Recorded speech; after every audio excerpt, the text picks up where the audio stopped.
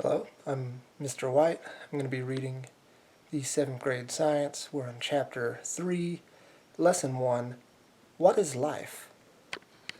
It's Kismet.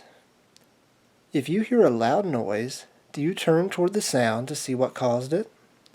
When someone smiles at you, do you smile back? If somebody shook something in front of your face, would you back away? Most people react in these ways, and so does Kismet, a human-like robot. Scientists developed Kismet to interact with, cooperate with, and learn from humans. Kismet can understand information that it sees and hears as if it were a young child. When responding to information, Kismet's face changes so that it seems interested, happy, or frightened. Kismet's expressions are so convincing that it's sometimes hard to remember that Kismet isn't really alive. What are the characteristics of all living things? If you were asked to name some living things or organisms, you might name yourself, a pet, and some insects or plants. You would probably not mention a moss growing in a shady spot, the mildew on bathroom tiles, or the slime molds that ooze across lawns. But all of these things are organisms that share several important characteristics with all other living things. All living things have a cellular organization, contain similar chemicals, use energy, respond to their surroundings, grow and develop, and reproduce. Cellular organization. All organisms are made of small building blocks called cells. A cell, like the one shown here, is the basic unit of structure and function in an organism. Organisms may be composed of only one cell or of many cells.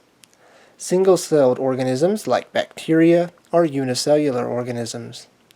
The single cell is responsible for carrying out all of the functions necessary to stay alive. Organisms that are composed of many cells are multicellular. For example, you are made of trillions of cells. In many multicellular organisms, the cells are specialized to do certain tasks. Specialized cells in your body, such as muscles and nerve cells, work together to keep you alive. Nerve cells carry messages to your muscle cells, making your body move. The chemicals of life. The cells of living things are made of chemicals. The most abundant chemical in cells is water. Other chemicals, called carbohydrates, are a cell's main energy source. Two other chemicals, proteins and lipids, are the building materials of cells, much as wood and bricks are the building materials of houses. Finally, nucleic acids are the genetic material of cells, the chemical instructions that cells need to carry out the functions of life. Energy use. Organisms get energy from taking in and breaking down materials. The combination of chemical reactions through which an organism builds up or breaks down materials is called metabolism. The cells of organisms use energy to do what living things must do, such as grow and repair injured parts. An organism's cells are always hard at work. For example, as you read these words, not only are your eyes and brain cells busy, but most of your other cells are working too. Young sooty terns, like the one shown above, need lots of energy to fly. These birds can fly for 4 to 5 years without ever setting foot on land. Response to surroundings. If you've ever seen a plant on a sunny window, you may have observed that the plant's stems have bent so that the leaves face the sun. Like a plant's bending toward the light, all organisms react to changes in their environment. A change in an organism's surroundings that causes the organism to react is called a stimulus. Stimuli include changes in light, sound, and other factors. An organism reacts to a stimulus with a response, an action or change in behavior.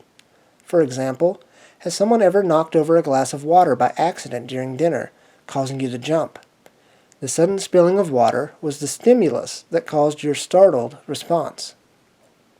Growth and development. All living things grow and develop. Growth is the process of becoming larger. Development is the process of change that occurs during an organism's life, producing a more complex organism. As they develop and grow, organisms use energy and make new cells. Reproduction.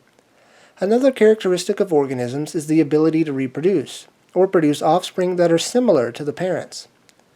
Organisms reproduce in different ways. Asexual reproduction involves only one parent and produces offspring that are identical to the parent. Sexual reproduction involves two parents and combines their genetic material to produce a new organism that differs from both parents. Mammals, birds, and most plants sexually reproduce.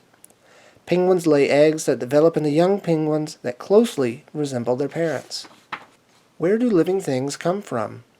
Today, when people see weeds poking out of cracks in sidewalks or find mice in their cabinet, as shown in Figure 3, they know that these organisms are the result of reproduction. Living things arise from other living things through reproduction. 400 years ago, however, people believed that life could appear from non-living material.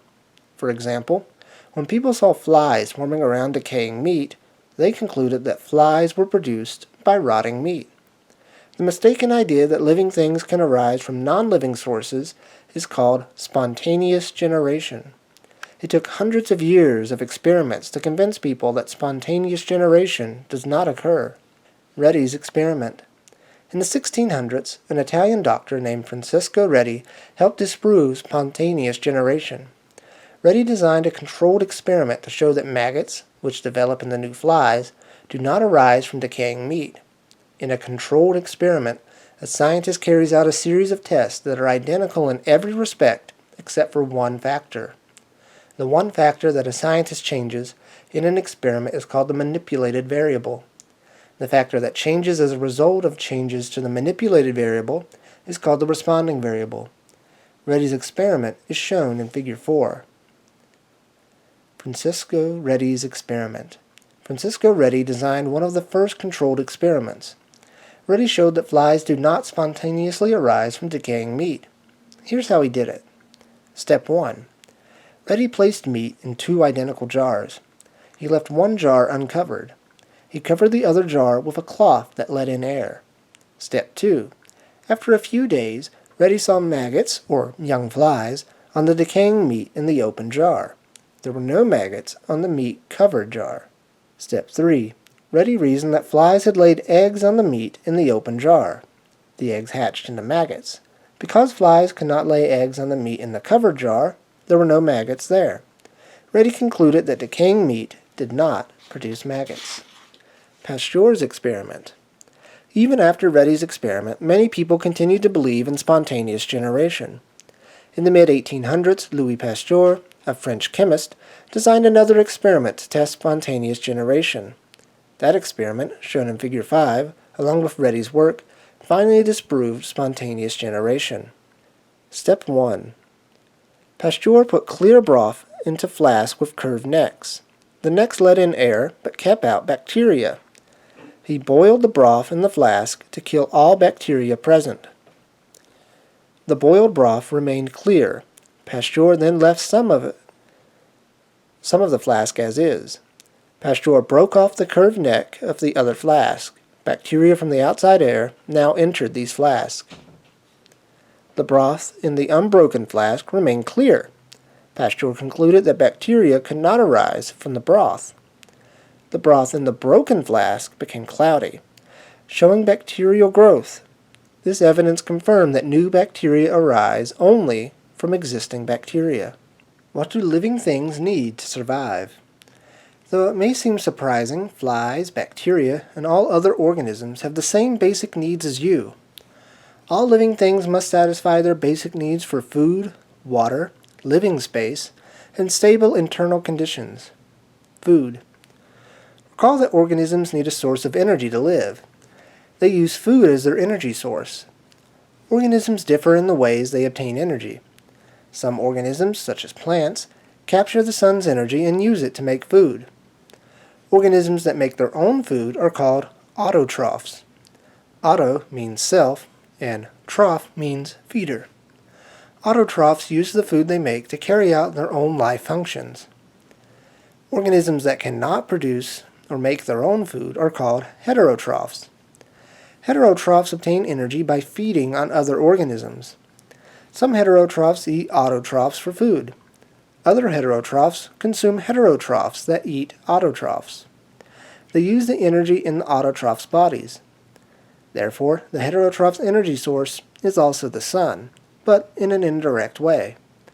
Animals, mushrooms, and slime molds are examples of heterotrophs. Water. All living things need water to survive. In fact, most organisms can live for only a few days without water. Organisms need water to obtain chemicals from their surroundings, break down food, grow, move substances within their bodies, and reproduce. One property of water that is vital to living things is its ability to dissolve more chemicals than any other substance on Earth. In fact, water makes up 90% of the liquid part of your body. The food that your cells need to dissolve in blood, and it's transported to all parts of your body. Waste from cells dissolves in blood and is carried away. Your body cells also provide a watery environment for chemicals to dissolve. Living space. All organisms need a place to live, a place to get food and water, and find shelter. Whether an organism lives in the freezing Arctic or the scorching desert, its surrounding must provide what it needs to survive. Because there is a limited amount of space on Earth, some organisms must compete for space. Trees in a forest, for example, compete with other trees for sunlight above ground. Below ground, their roots compete for water and minerals. Stable internal conditions. Organisms must be able to keep their conditions inside their body stable, even when conditions in their surroundings changes significantly. For example, your body temperature stays steady despite changes in air temperature. The maintenance of stable internal conditions is called homeostasis. Homeostasis keeps internal conditions just right for cells to function. Think about your need for water after a hard workout. When water levels in your body decrease, chemicals in your body send signals to your brain, which causes you to feel thirsty. Other organisms have different mechanisms for maintaining homeostasis. Consider barnacles, which as adults are attached to rocks at the edge of the ocean. At high tide, they are covered by water, but at low tide, the watery surrounding disappear, and barnacles are exposed to hours of sun and wind. Without a way to keep water in their cells, they would die. Fortunately, a barnacle can close up its hard outer plates, trapping some water inside. In this way, a barnacle can keep its body moist until the next high tide. Refer to Figure 8 to see another example of how organisms maintain homeostasis.